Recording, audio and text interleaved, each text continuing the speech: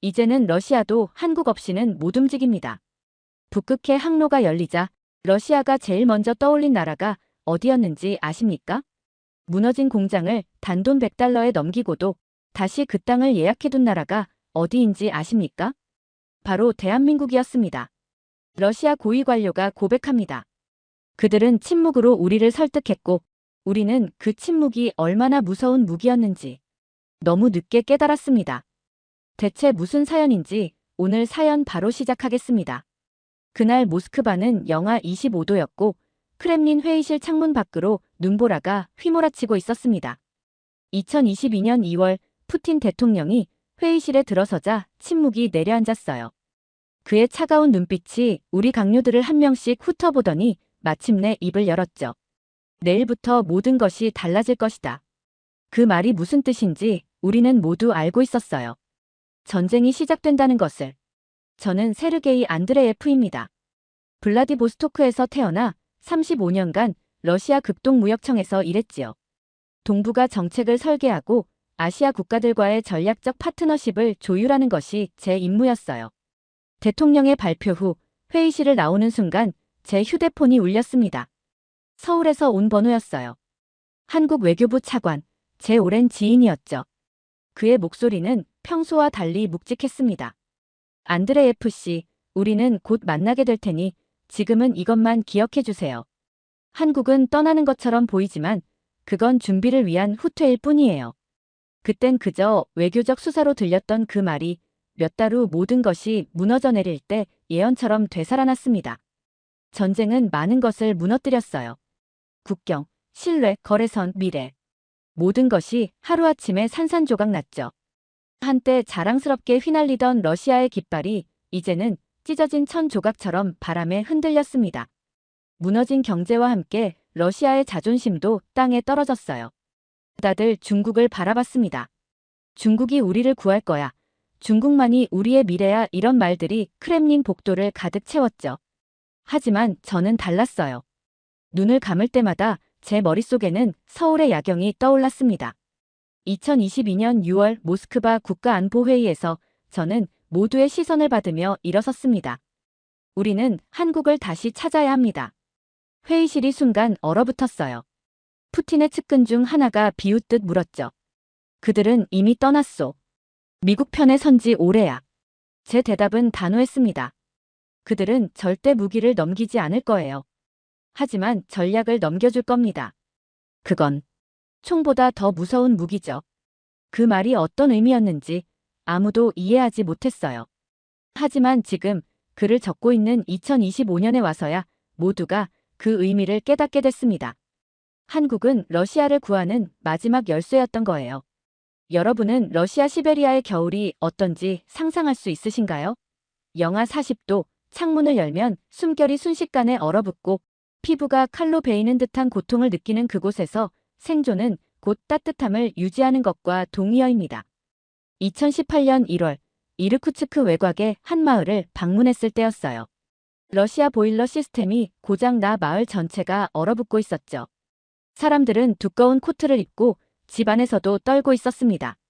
그런데 한 집만 김이 모락모락 나고 있었어요.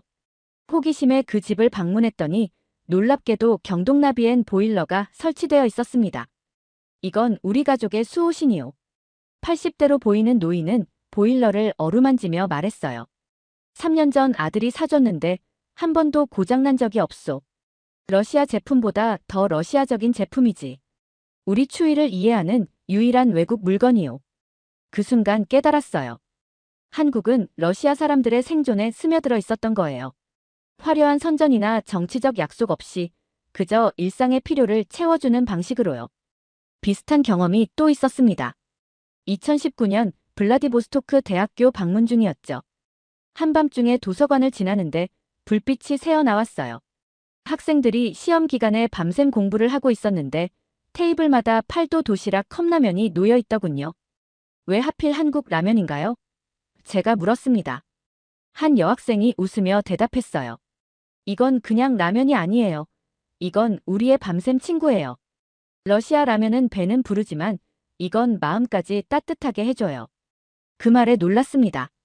식품 하나가 어떻게 친구가 될 수 있다는 건지요.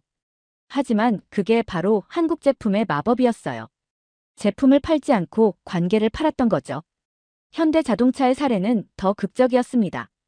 2020년 코로나가 시작될 무렵 상트페테르부르크 근처 현대차 공장을 방문했어요.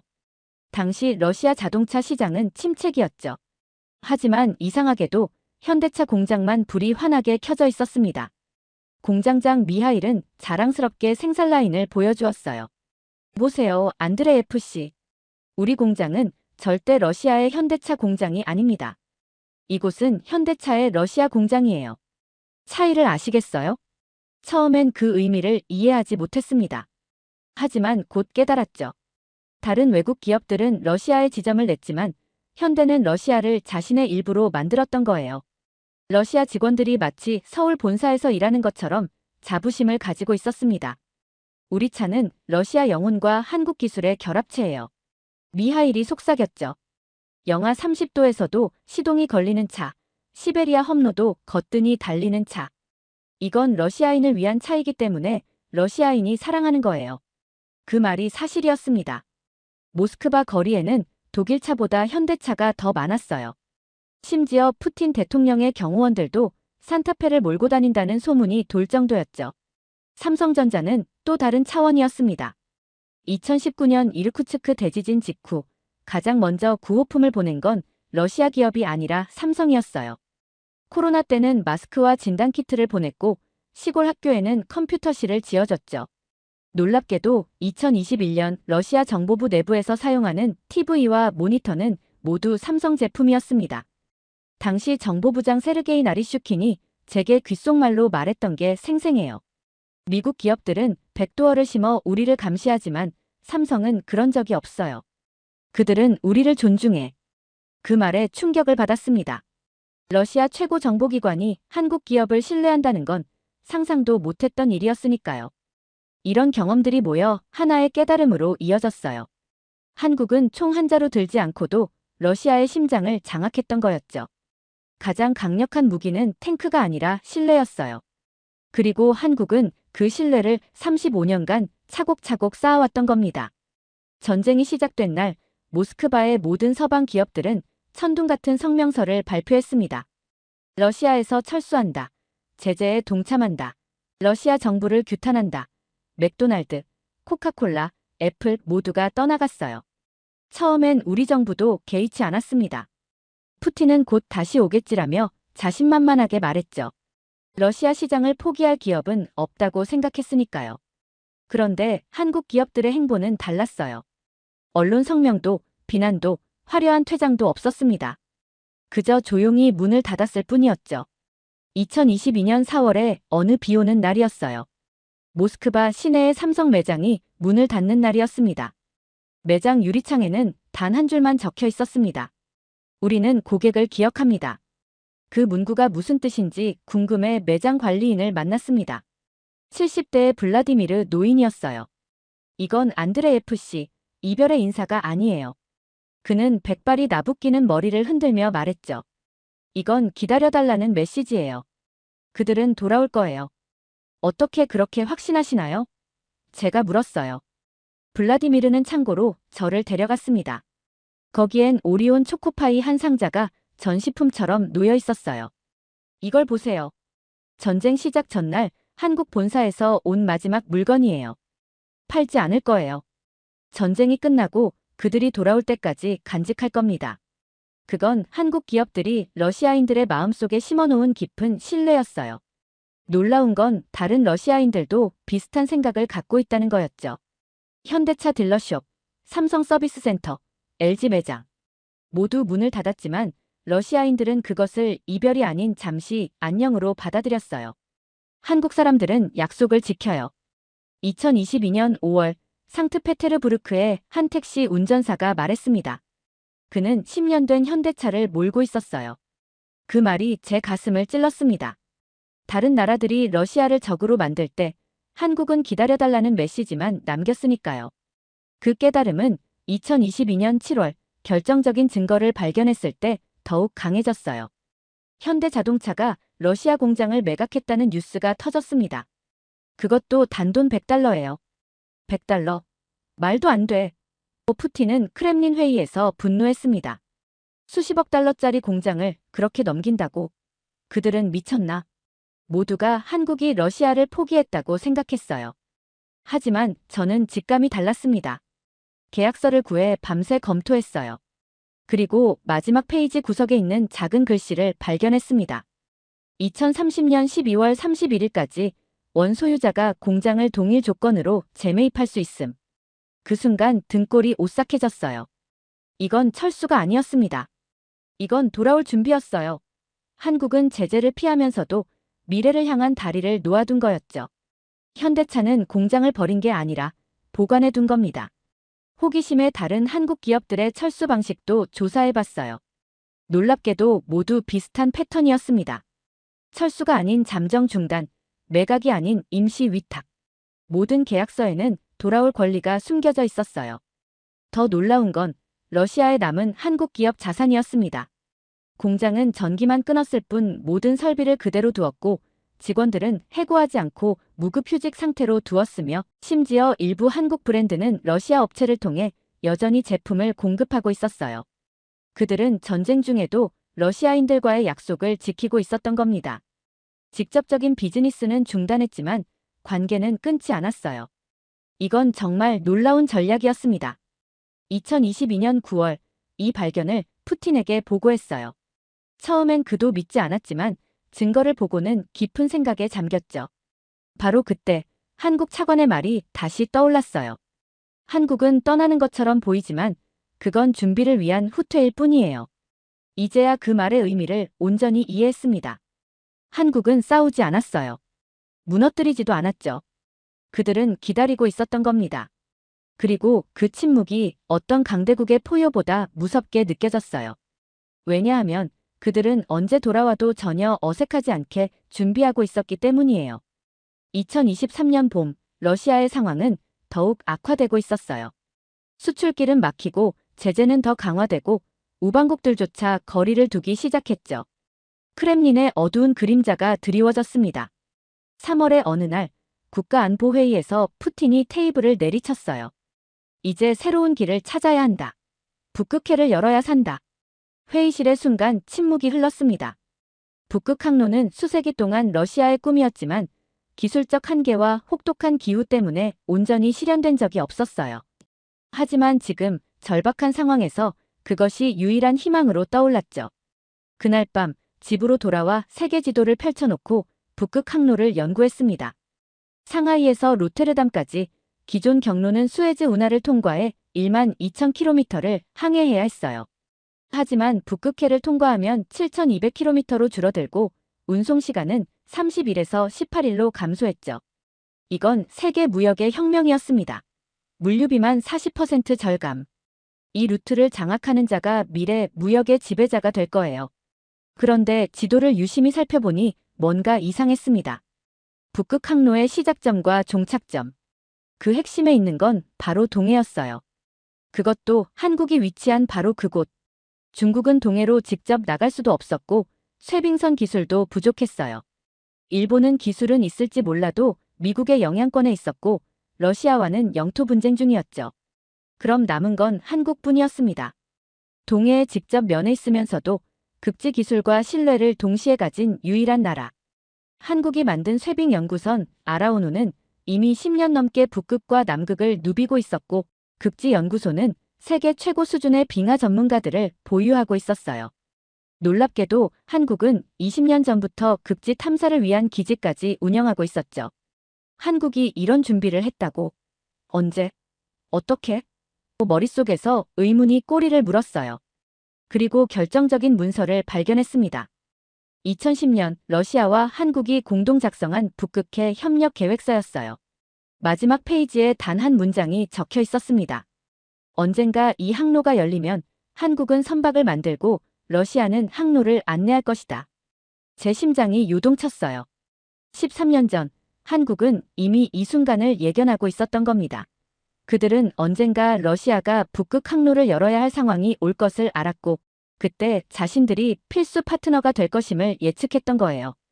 2023년 7월 러시아 연방회의실에서 떨리는 목소리로 발표했습니다.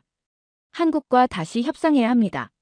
그들이 없으면 북극해 항로는 불가능합니다. 회의실이 술렁였어요. 한국은 이미 떠났잖아. 라는 반발이 있었지만 제 확신은 흔들리지 않았죠. 그들은 떠난 게 아닙니다. 기다리고 있는 거예요. 우리가 그들의 이름을 다시 부르기만 하면 돌아올 겁니다. 그들은 처음부터 이 순간을 준비해왔으니까요.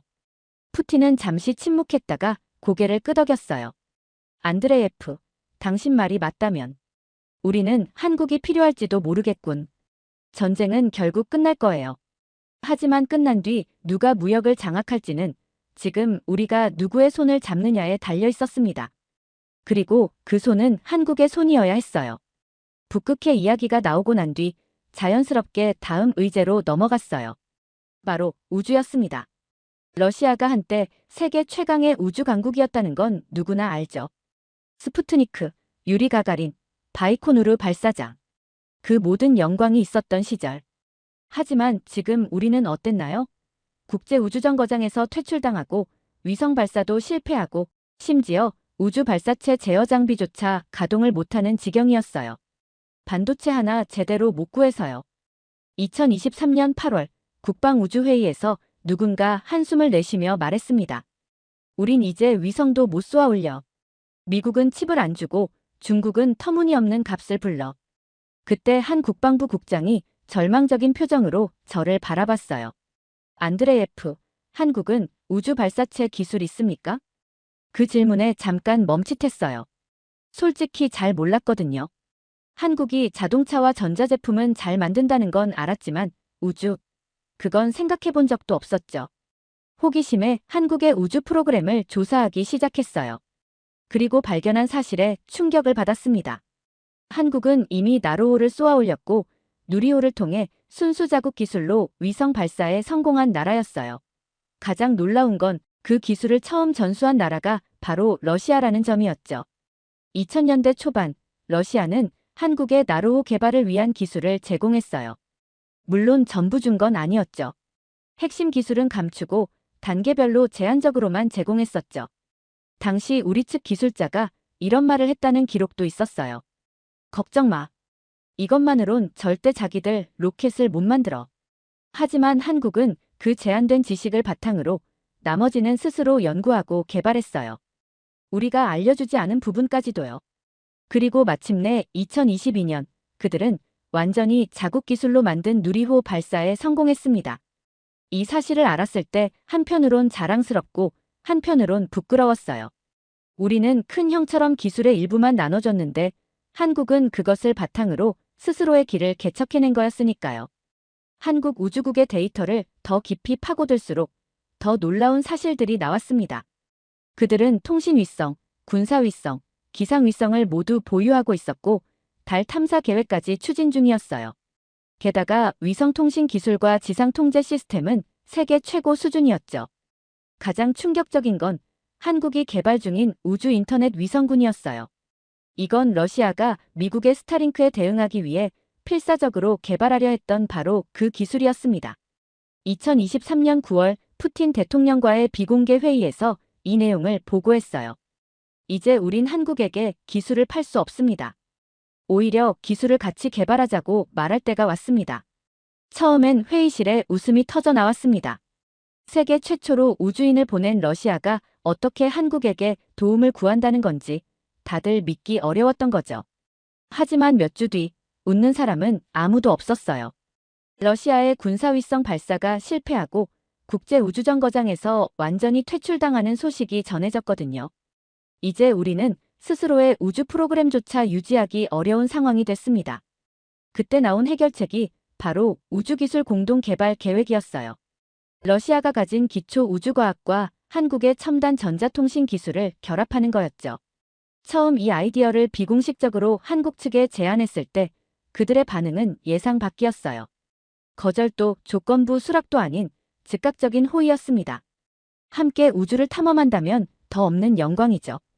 이 말에 크게 감동받았어요. 다른 나라들은 러시아를 멀리했지만 한국은 여전히 존중의 자세를 잃지 않았으니까요.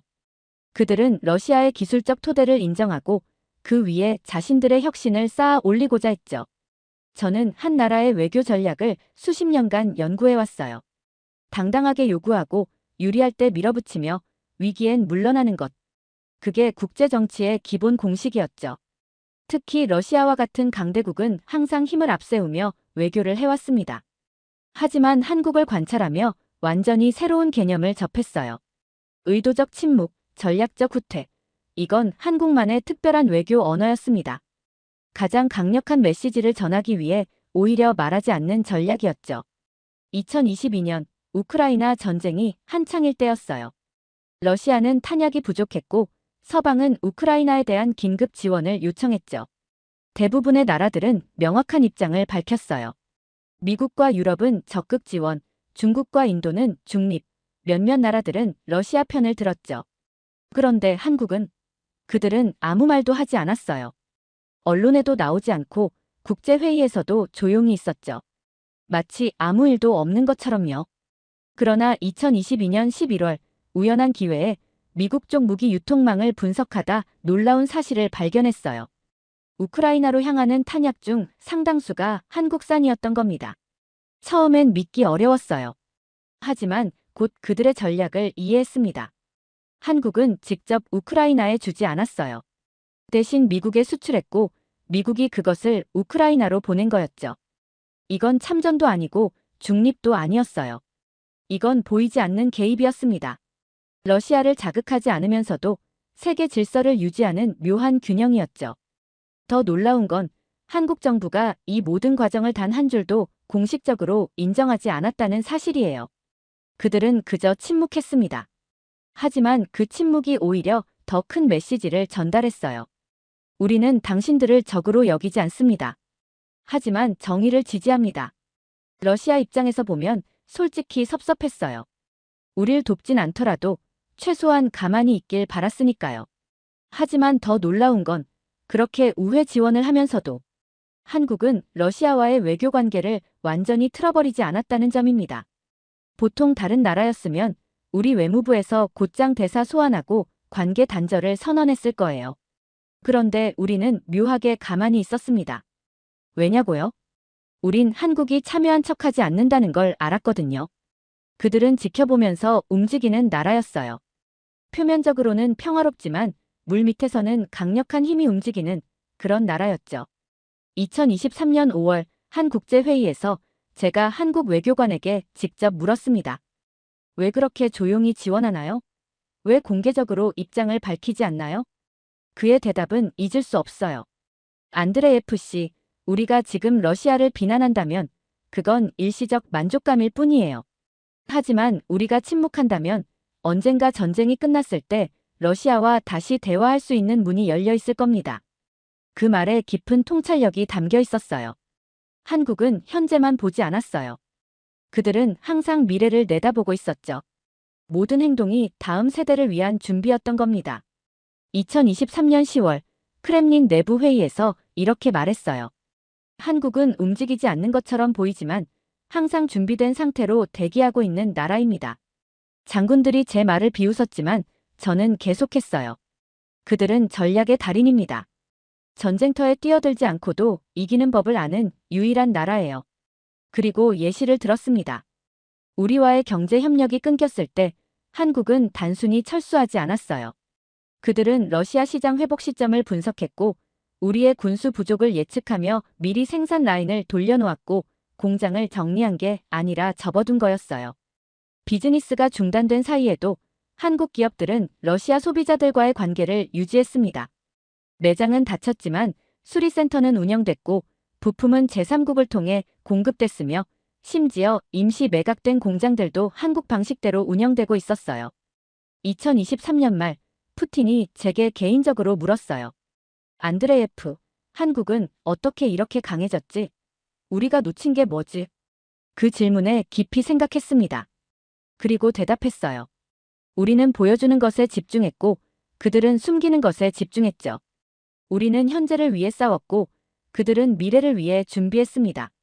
푸틴은 오랫동안 침묵했어요. 그리고 마침내 말했죠. 그렇다면 우리도 배워야겠군. 그 말은 역사의 전환점이었습니다. 러시아가 처음으로 힘이 아닌 전략을 인정한 순간이었거든요. 오래전부터 알고 있던 사실이 있어요. 러시아는 중국을 좋아하지 않습니다. 아니, 정확히 말하자면 경계합니다. 겉으로는 가까운 동맹인 척하지만 속으로는 늘 계산하고 있죠. 역사적으로도 그랬고 현재도 그렇습니다. 1689년 네르친스크 조약부터 지금까지 러시아 중국 관계는 항상 불안한 균형 상태였어요. 너무 가까우면 위험하고 너무 멀면 적이 되고. 그래서 우리는 늘 다른 대안을 찾고 있었습니다. 그리고 그 대안이 바로 한국이라는 걸 나중에서야 깨달았어요. 전쟁이 터지고 서방의 제재가 시작됐을 때 러시아는 본능적으로 중국을 향했습니다. 석유를 팔고 무역로를 열고 부품을 구하려 애썼죠. 처음엔 모든 게 좋아 보였어요. 중국은 웃으며 우리를 맞이했으니까요. 하지만 2023년 초 이상한 징후가 나타나기 시작했습니다. 중국은 점점 더 많은 것을 요구했어요. 더 싼 가격의 석유, 더 많은 영토 접근권, 심지어 극동 지역 개발권까지. 2023년 4월 한 국방부 회의에서 충격적인 보고가 있었어요. 우리 군대의 장비 부품 중 78%가 중국산으로 대체됐다는 거였죠. 통신 장비, 레이더, 심지어 미사일 유도 시스템까지. 한 국장이 분노했습니다.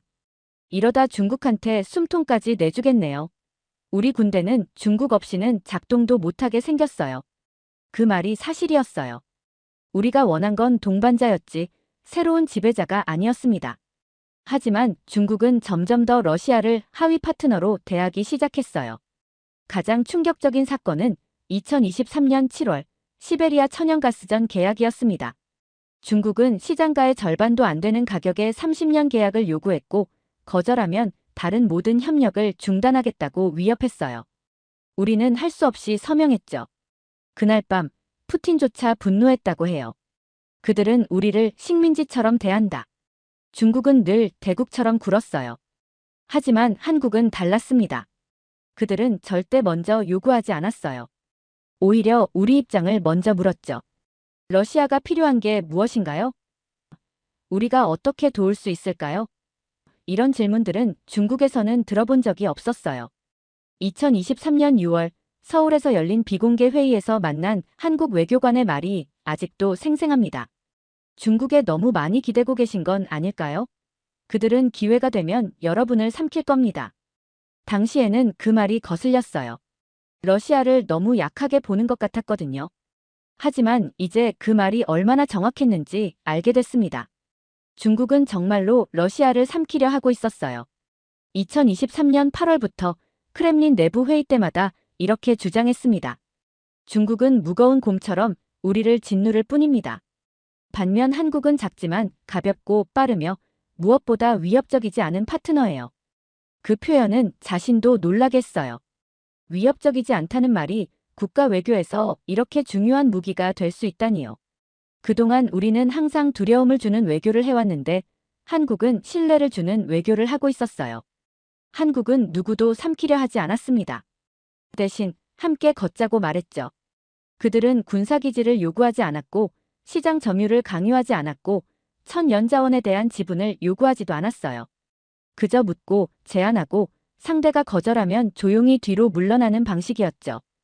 2023년 9월 푸틴과의 개인 회의를 하게 되었어요. 중국과 한국 둘 중 어느 쪽이 러시아의 미래에 더 도움이 될까요? 푸틴의 질문에 확신을 갖고 대답했어요. 그들은 이미 도와주고 있습니다. 다만 우리가 그걸 보지 못했을 뿐이에요. 그리고 한국 기업들이 어떻게 러시아 시장에 깊이 뿌리내렸는지, 어떻게 우리 국민들의 신뢰를 얻었는지, 어떻게 자신들의 기술을 통해 러시아의 미래를 준비하고 있는지 설명했습니다. 푸틴은 처음으로 진지하게 제 말을 들었어요. 그리고 마침내 결정을 내렸죠. 한국과의 대화 채널을 열어라. 비공식적으로. 우리가 어떤 협력을 할 수 있는지 알아보자. 그건 역사적인 선택이었습니다. 러시아가 처음으로 힘이 아닌 지혜를 선택한 순간이었거든요. 몇 년 전까지만 해도 동해가 이렇게까지 중요한 바다가 될 줄은 상상도 못했습니다. 러시아 해군 지도자들은 늘 태평양과 흑해, 발트해만 중요시했어요. 동해는 그저 작은 바다일 뿐이었죠. 하지만 2023년 모든 것이 달라졌습니다. 전 세계 해운이 붕괴되고 수에즈 운하가 불안정해지고 세계 무역의 흐름이 막히기 시작했어요. 그때 북극 항로가 유일한 대안으로 떠올랐죠. 2023년 12월의 어느 추운 날, 러시아 해군 사령부에서 열린 회의가 잊히지 않습니다. 대형 세계지도 앞에서 한 제독이 말했어요. 보십시오. 북극해에서 태평양으로 나가는 유일한 관문이 바로 여기입니다. 동해. 한국은 세계 1위의 조선국이었고 특히 극지용 선박 제조에서 독보적이었어요. LNG선, 쇠빙선, 극지형 컨테이너선, 북극 항로에 필요한 모든 선박을 제조할 수 있었죠. 가장 인상적인 건 한국이 개발한 아이스 내비게이션 시스템이었어요. 빙하 속에서도 안전한 루트를 찾아주는 이 기술은 러시아조차 가지고 있지 않았죠. 한국은 추위와 싸워본 적 없는 나라인데도 극지 항해 기술에서는 오히려 러시아를 앞서고 있었던 겁니다. 2024년 1월 한국 부산항을 방문했어요. 항구 관계자 김 부장은 날카로운 통찰력으로 저를 놀라게 했습니다. 안드레예프 씨, 북극해는 러시아의 것이지만 그 바다를 항해할 배는 한국이 만들 겁니다. 그리고 그 배들이 첫 발을 내딛는 곳이 바로 이 부산항이죠. 그는 자신감 넘치는 미소로 덧붙였어요. 우리는 20년 전부터 이날을 준비해왔습니다. 극지연구소를 설립하고 아라오누를 건조하고 남극과 북극에 과학기지를 세웠죠. 왜 그랬을까요? 우리는 북극해가 열리는 날이 반드시 올 것을 알았기 때문입니다. 그 말에 소름이 돋았어요. 한국은 정말 미래를 내다보고 있었던 거였군요. 2024년 2월 러시아 연방회의에서 발표했습니다. 중국은 우리에게 대안처럼 보이지만 실은 통로를 막고 있습니다. 반면 한국은 조용히 문을 열고 있어요. 우리는 지금이라도 그 문을 통과해야 합니다. 그날 밤 제 책상 위에 도착한 한 통의 서류가 있었어요. 2010년 러시아와 한국이 함께 작성한 비밀 계획서였습니다. 제목은 북극해동의 연계 전략이었어요. 그 문서의 마지막 페이지를 펼쳤을 때 마치 운명을 보는 것 같았습니다. 거기에는 이런 문장이 적혀 있었거든요. 21세기의 실크로드는 얼음 위에 쓰여질 것이다. 그 길을 만드는 건 러시아와 한국 두 나라의 손이다. 한국은 목소리를 높이지 않았어요. 하지만 그들은 지도 위에 미래의 답을 그려놓았습니다. 그리고 우리는 결국 그 지도를 따라 움직이게 됐어요. 북극해 항로의 중심이 동해로 이동하는 그날, 세계 무역의 새로운 중심은 누구의 것이 될까요? 저는 단언합니다. 그건 준비된 자의 몫이며 동해는 이미 대한민국의 바다입니다. 두 번째 사연 시작합니다. 하버드 대학교에서 발표된 한 연구가 전 세계 학계를 발칵 뒤집어 놓았습니다. 논문의 핵심 내용은 단 한 문장으로 요약됩니다. 한국인은 인류 역사상 가장 강한 생존력을 가진 민족이다. 처음 이 논문이 공개되었을 때 수많은 학자와 전문가들은 경악했습니다. 한국이 대체 무엇이기에 이런 주장이 나오는가? 더 혹독한 환경에서 살아남은 민족들도 많지 않은가? 그러나 이 논문이 가설이 아니라 세계적으로 인정받는 생존학 전문가의 연구 결과라는 사실이 밝혀지면서 논란은 점점 커졌습니다. 논문의 저자는 생존학 및 환경 적응력 연구 분야에서 세계적으로 명성이 높은 학자로 극한 환경에서 인간이 어떻게 생존하는지를 연구해온 인물입니다. 그런 그가 직접 한국을 방문해 1년 동안 연구한 결과 내린 결론이 바로 이것입니다. 만약 인류가 우주로 이주한다면 가장 먼저 정착할 것은 한국인일 것이다. 이 연구가 발표된 이후 전 세계 학자들은 격렬한 논쟁을 벌이기 시작했다고 합니다. 대체 무슨 사연인지 오늘 사연 바로 시작하겠습니다. 저는 리처드 해밀턴, 하버드 대학에서 환경 적응력과 생존력을 연구하는 교수입니다. 평생을 지구상의 다양한 환경과 인간의 적응 방식에 대해 연구해왔습니다. 사막, 극지방, 정글, 세계 곳곳을 다니며 인간이 어떻게 생존하는지를 조사했죠. 투아레그족이 사하라 사막에서 살아가는 방식, 이누이트가 영하 40도의 눈과 얼음 속에서 삶을 영위하는 방법, 아마존 원주민들이 밀림의 위험 속에서 번영하는 비결까지 인류의 놀라운 적응력을 목격했습니다. 그런데 전 세계를 누비며 연구한 후에도 여전히 제 이론에 부족한 부분이 있었어요.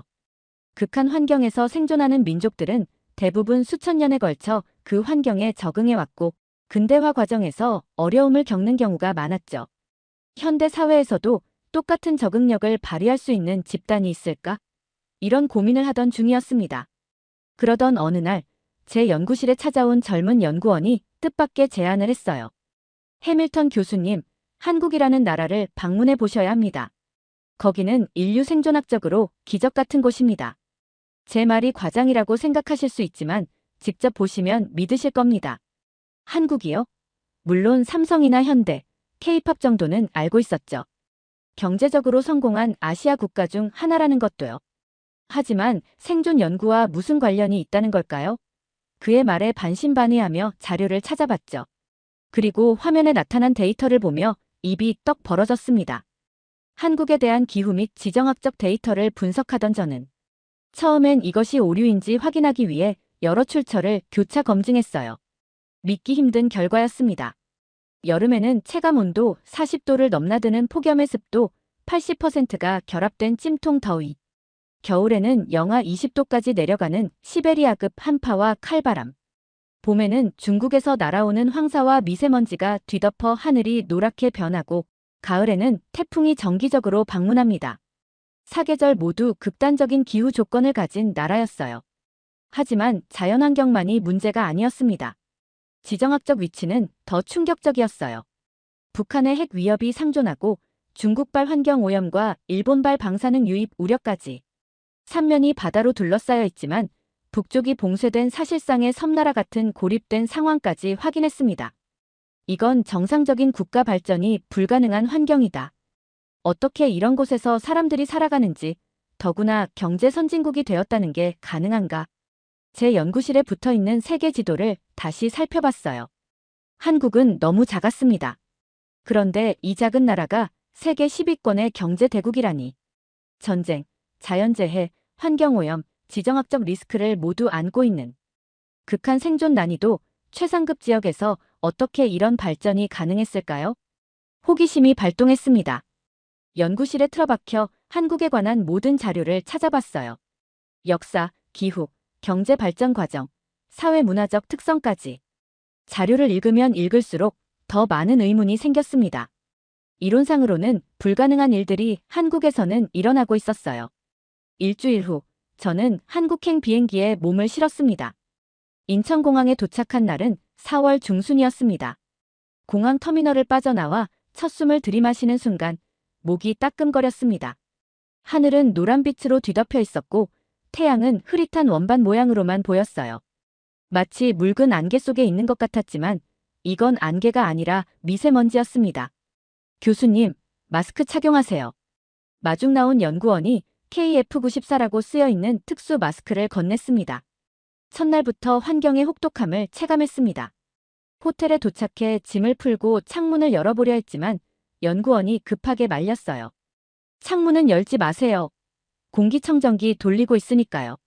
방 한쪽에 놓인 기계가 돌아가고 있었고 디스플레이에는 실내 공기질 수치가 표시되어 있었습니다. 창밖은 위험하니 창문을 열지 말라니 이런 경험은 처음이었어요. 며칠 후 날씨가 맑아졌습니다. 미세먼지가 씻겨나간 하늘은 놀랍도록 파랗고 선명했어요.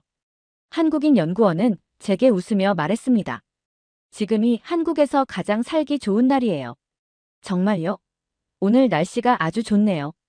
네, 오늘 기온이 딱 적당하고 미세먼지도 없고 비도 안 오고 바람도 세지 않죠? 이런 날은 1년에 1, 2주 정도밖에 없어요. 순간 말문이 막혔어요.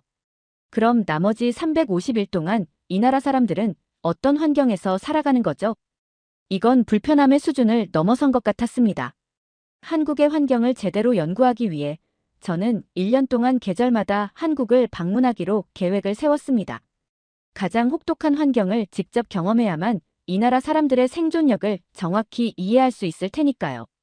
7월 말 서울의 여름을 경험하기 위해 다시 한국을 찾았습니다. 공항을 나서는 순간 녹아내리는 느낌이 들었어요. 체감온도 42도, 습도 85%. 숨을 들이쉴 때마다 폐가 화상을 입는 것 같았습니다. 옷은 금세 땀으로 젖었고 안경에는 습기가 차올랐어요. 에어컨이 없는 공간은 마치 찜질방 같았죠. 이건 사막보다 더 힘든데요? 사하라에서도 이렇게 숨쉬기 힘들지는 않았어요. 현지 연구원이 웃으며 말했습니다. 교수님, 이건 아직 본격적인 더위가 시작된 것도 아닙니다. 8월이 되면 이보다 더해요. 게다가 열대야도 계속되어서 밤에도 30도 아래로 떨어지지 않습니다. 8월 초 뉴스에서는 쓰러지는 노약자들과 도로에서 타이어가 녹아내리는 장면이 보도되고 있었습니다. 아스팔트 온도는 무려 65도까지 올라갔다고 했어요. 취재진이 도로에 계란을 깨서 올려놓자 실제로 익기 시작했습니다. 그제야 한국의 여름이 사막 수준을 넘어선다는 사실을 진지하게 받아들였습니다. 기후학적으로 말이 안 되는 상황이었어요. 이렇게 고온다습한 환경은 인간이 적응하기에 최악의 조건 중 하나입니다. 거리를 걷다 보니 한국인들의 대응 방식도 눈에 들어왔습니다. 사람들은 손선풍기를 들고 다니거나 냉각 타월을 목에 두르고 얼음 음료를 손에서 놓지 않았어요. 심지어 냉장 스프레이로 얼굴과 목을 수시로 식히는 사람들도 있었습니다. 한 주 동안의 관찰 끝에 한 가지 놀라운 사실을 깨달았습니다. 한국인들은 이 무시무시한 더위 속에서도 일상을 유지하고 있었어요. 건설 현장은 멈추지 않았고 학생들은 여전히 공부하고 있었으며 비즈니스는 평소처럼 돌아갔습니다. 어떻게 이런 환경에서 정상적인 활동이 가능한가요? 제가 물었습니다. 적응했죠. 에어컨, 제습기, 쿨링 의류, 냉감 침구. 이 모든 걸 총동원해서 더위와 싸우는 거예요. 못 견딜 정도는 아닙니다. 못 견딜 정도는 아니다라는 그 담담한 표현에 저는 깊은 인상을 받았습니다. 사하라 사막의 투아레그족도 이 정도 더위에는 한낮 활동을 중단하는데 말이죠.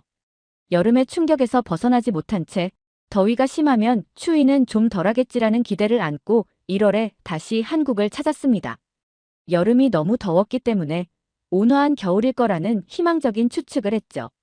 비행기에서 내린 순간 그 가정이 완전히 틀렸다는 것을 깨달았습니다. 얼굴을 핥히는 바람은 마치 면도날 같았어요. 영하 12도, 체감 온도는 영하 20도였습니다. 너무 추워서 코 속의 공기까지 얼어붙는 느낌이었어요. 이건 시베리아 수준인데요? 저도 모르게 말이 나왔습니다. 맞아요. 시베리아에서 내려오는 찬 공기 덩어리가 한반도를 덮는 거죠. 게다가 바람이 심해서 체감 온도가 더 낮아요. 호텔로 이동하는 차 안에서 한국의 겨울이 이렇게 혹독한 이유에 대한 설명을 들었습니다. 한반도는 대륙성 기후와 해양성 기후의 영향을 모두 받는데 겨울에는 시베리아 기단의 영향으로 극한의 추위가 찾아온다고 했어요. 기후학적으로는 비슷한 위도의 지중해 연안처럼 온화해야 하는데 실제로는 훨씬 북쪽의 기후를 가지고 있었습니다. 거리에 나가보니 칼바람이 얼굴을 찌르고 손발이 저려오기 시작했어요. 영하의 온도에서 5분만 걸어도 뺨이 얼어붙는 것 같았습니다. 이 정도면 보통 나라에서는 국가재난 상황 아닌가요? 학교나 회사가 문을 닫아야 하지 않을까요? 그러나 한국인들은 태연했어요. 이 정도 추위는 매년 겪는 일이에요. 이제 본격적으로 추워지면 영하 20도도 내려갑니다. 저는 정말 이해할 수 없었어요. 더울 땐 사막급, 추울 땐 북극 수준. 한 나라가 어떻게 이런 극단적인 기후를 모두 가질 수 있는지, 그리고 그 속에서 사람들이 어떻게 일상을 유지할 수 있는지 의문이었습니다. 거리를 지켜보니 한국인들의 대응 방식이 눈에 들어왔습니다. 두꺼운 패딩은 기본이고 전기방석, 손난로, 온열 마스크, 발열레 등 추위에 대항하는 온갖 장비를 갖추고 있었어요. 한옥 카페에 들어가니 바닥에서 따뜻한 열이 올라왔습니다. 이건 무엇인가요? 온돌이요. 한국의 전통 난방 시스템입니다. 바닥 전체를 데워서 공간을 따뜻하게 하는 방식이에요. 수천 년 전부터 써온 기술이죠. 그제야 이해가 됐습니다. 한국인들은 극한의 추위에서 살아남기 위해 수천 년 동안 기술을 발전시켜왔고 현대에 와서는 이를 최첨단 기술과 결합해 극복하고 있었던 거예요. 세계 어느 곳과도 다른 한반도만의 독특한 기후. 특성이 한국인들의 생존 DNA에 영향을 미친 게 아닐까 하는 생각이 들었습니다. 봄이 다가올 무렵 다시 한국을 찾았습니다. 이번에는 황사와 미세먼지 현상을 다시 조사하고 싶었어요. 도착하기 전날 연구원으로부터 문자가 왔습니다. 내일은 미세먼지 수치가 위험 단계입니다. 공항에 KF94 마스크 준비해 두겠습니다. 도착 즉시 착용하세요. 호텔에 체크인한 후 다음 날 아침 일어나서 창문을 열어봤어요. 그 광경에 할 말을 잃었습니다. 세상이 온통 노랗게 변해 있었어요. 도시가 왜 이런 색깔인가요? 이건 안개인가요? 안개가 아니라 황사와 미세먼지가 섞인 겁니다. 중국의 사막에서 날아온 모래 입자와 공장에서 나온 오염물질이 한반도 전역을 덮고 있어요. 숨을 들이마시자 코와 목이 따끔거렸습니다. 마치 철가루를 흡입하는 것 같은 느낌이었어요. 이런 공기 속에서 사람들이 살아간다니. 인체에 치명적인 환경이 아닌가 의심스러웠습니다. 이런 날에도 사람들은 일상생활을 계속하나요? 물론이죠. 마스크 끼고 공기청정기 틀고 외출 시간을 줄이면서 살아갑니다. 봄철마다 반복되는 일이라 대부분 적응했어요. 거리로 나가보니 거의 모든 사람이 마스크를 쓰고 있었습니다. 학교에서는 아이들이 실내에서 체육 수업을 하고 있었고 건물들은 밀폐된 채 공기청정 시스템을 가동하고 있었어요. 가장 놀라웠던 건 상점에 들어갔을 때 자동문이 열리면서 공기 커튼이 작동하는 것이었습니다. 외부 공기가 들어오지 못하게 차단하는 시스템이었어요. 이건 마치 방사능 오염 지역의 대응 방식 같은데요. 미세먼지는 보이지 않는 위험이니까요. 우리 몸에 축적되면 심각한 질병을 일으킬 수 있어요. 그래서 이렇게 철저하게 대응하는 겁니다. 이건 괜찮은 게 아니라 살아남기 위해 버티는 수준의 대응이었습니다. 한국인들은 자연이 만든 것이 아닌 인간이 만든 재앙에도 놀라운 적응력을 보여주고 있었어요. 다양한 극한 환경을 경험한 후 저는 한국인들이 어떻게 살아가는지 더 깊이 이해하고 싶었습니다. 생활 방식을 직접 관찰하기 위해 일반 한국 가정을 방문하기로 했어요. 중산층 아파트 단지에 위치한 한 가정을 방문했을 때 문을 열자마자 집안의 광경에 놀랐습니다. 예상했던 것보다 훨씬 더 많은 가전제품들이 있었어요. 그곳은 가전제품의 박물관 같았습니다. 냉장고와 세탁기는 기본이고 의류관리기, 식기세척기, 로봇 청소기까지 있었어요. 거실에는 대형 공기청정기가 돌아가고 있었고 각 방마다 작은 공기청정기가 또 있었습니다. 창가에는 제습기와 가습기가 나란히 있었고 침실에는 온풍기, 전기매트, 냉풍기까지 구비되어 있었어요. 화장실에 들어가니 비데는 기본이고 바닥과 변기까지 난방이 되는 시스템이 갖춰져 있었습니다. 왜 이렇게 많은 전자기기가 필요한가요? 이 정도면 가전제품 매장 같은데요. 주인은 당연하다는 듯이 대답했습니다. 여름에는 에어컨, 제습기가 없으면 잠을 못 자고 겨울에는 전기 매트 없이는 침대가 얼음장 같아요. 미세먼지 심한 날은 공기청정기 없이는 숨을 제대로 못 쉬고요. 그제서야 깨달았습니다. 한국인들은 환경에 적응하는 게 아니라 환경을 조작하고 있었어요. 주어진 기후를 그대로 받아들이지 않고 기계를 이용해 자신들에게 최적화된 환경을 스스로 만들어내고 있었습니다. 에어컨은 여름마다 청소해야 하고 공기청정기 필터는 한 달에 한 번 교체해요. 정수기 필터는 2달에 한 번, 보일러 점검은 가을에 해야 하고 제습기는 장마철에 24시간 돌려야 해요. 주인의 말을 듣고 있자니 이건 그냥 생활이 아니라 생존을 위한 시스템 관리에 가까웠습니다. 거의 우주정거장이나 잠수함의 생명유지 시스템을 관리하는 것처럼 정교하고 체계적이었어요. 한국 기업 문화가 궁금해 대기업 사무실을 방문했습니다. 공식 퇴근 시간인 오후 6시가 지나자 자연스럽게 짐을 쌌는데 주변을 보니 아무도 움직이지 않았어요. 다들 왜 퇴근하지 않나요? 아직 일이 끝나지 않았어요. 그럼 언제 끝나나요? 상황 봐서요. 보통 9시에서 10시쯤. 저는 깜짝 놀랐습니다. 하루에 13시간 일한다고요? 미국과 비교하면 거의 2배에 가까운 근무 시간이었어요.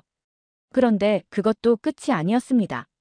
밤 10시가 되자 회식이 시작됐고 회식이 끝난 후에도 2차, 3차가 이어졌어요.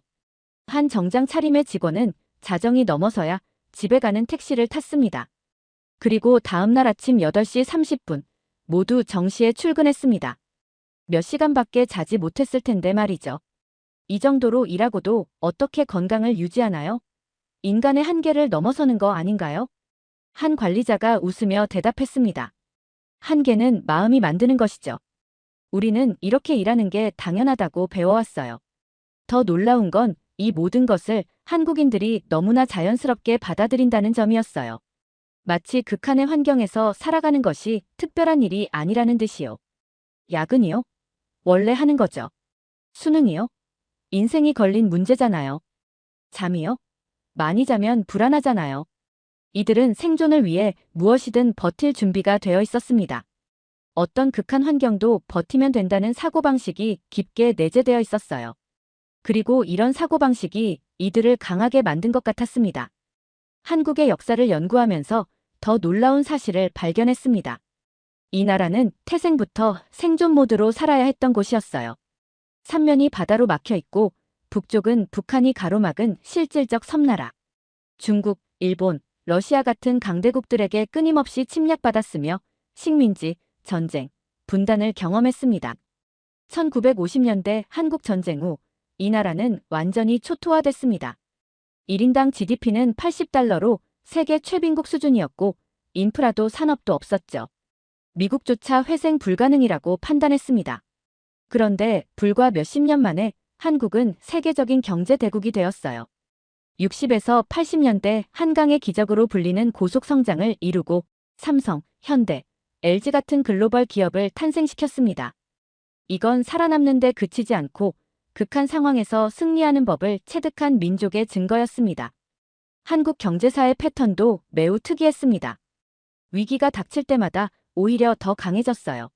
1997년 IMF 외환위기 때 한국 경제는 무너질 위기에 처했습니다. 기업들이 파산하고 실업자가 급증했죠. 그런데 한국인들은 전 세계 어디서도 볼 수 없는 반응을 보였습니다. 국민들이 자발적으로 금 모으기 운동에 동참해 결혼반지와 돌반지까지 내놓았어요.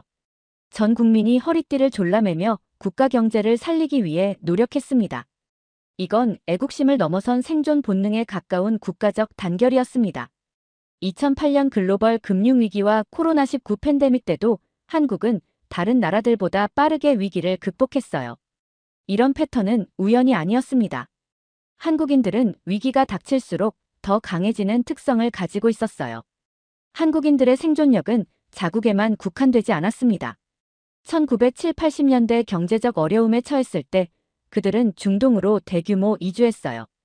50도가 넘는 사막에서 건설 노동을 하며 사막의 개미라 불렸습니다. 모래바람 속에서도 불평 없이 남들보다 몇 배 더 일했어요. 반대로 영하 40도의 러시아나 캐나다 같은 혹한 지역에서도 성공적으로 정착했습니다. 전통 한식과 온돌 같은 난방 기술을 활용해 추위 속에서도 살아남았어요. 더 놀라운 건 한국인들이 어디를 가든 한국 문화권을 구축한다는 점이었습니다. 중국의 코리안타운, 미국의 한국마트, 유럽의 한식당, 아프리카의 김치 공장까지 세계 어디서든 한국식 생존 시스템을 구축했어요. 만약 한국인이 우주식민지로 간다면 가장 먼저 한식당을 차릴 것이다. 이런 생각이 들 정도였습니다. 한국이 1960, 70년대 경제 개발을 시작했을 때 상황은 절망적이었습니다. 자원도, 자본도, 기술도 없었어요. 그러나 살기 위해서 그들은 경제 발전을 선택했고 불가능해 보이는 산업들을 성공시켰습니다.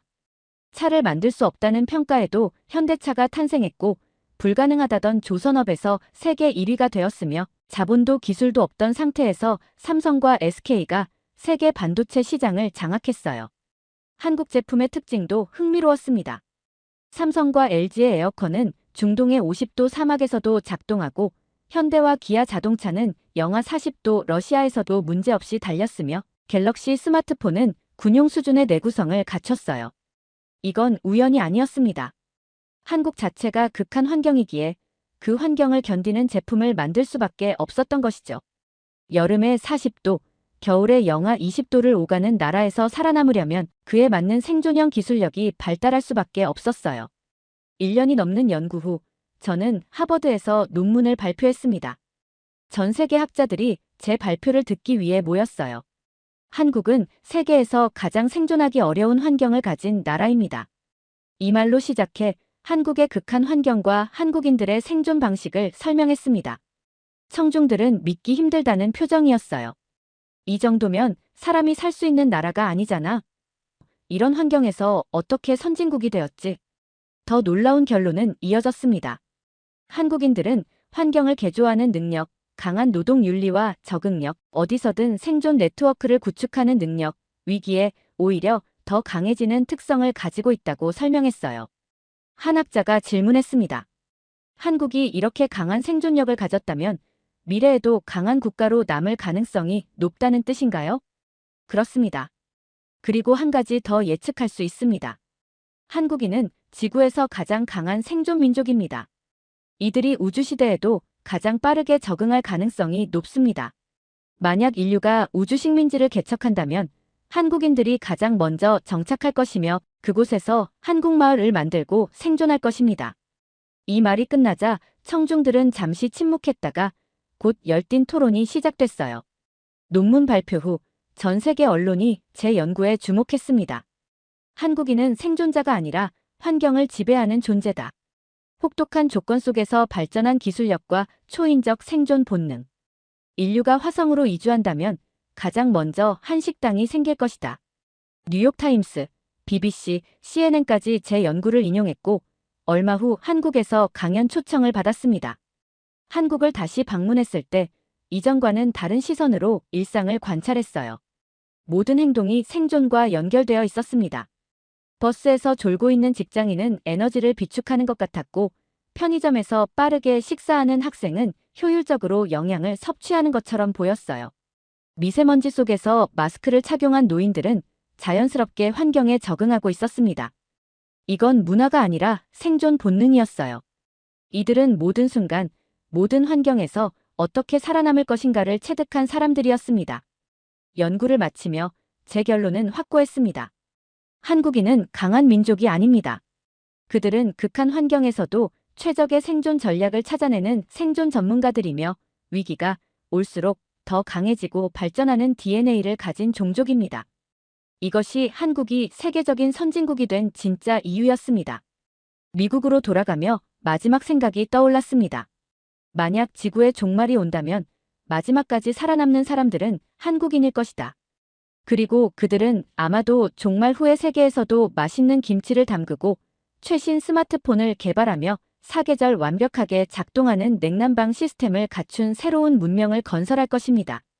한국인들에게 불가능이란 존재하지 않으니까요.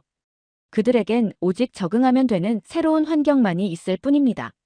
이제 저는 제 연구를 세계 곳곳에서 발표하고 있습니다.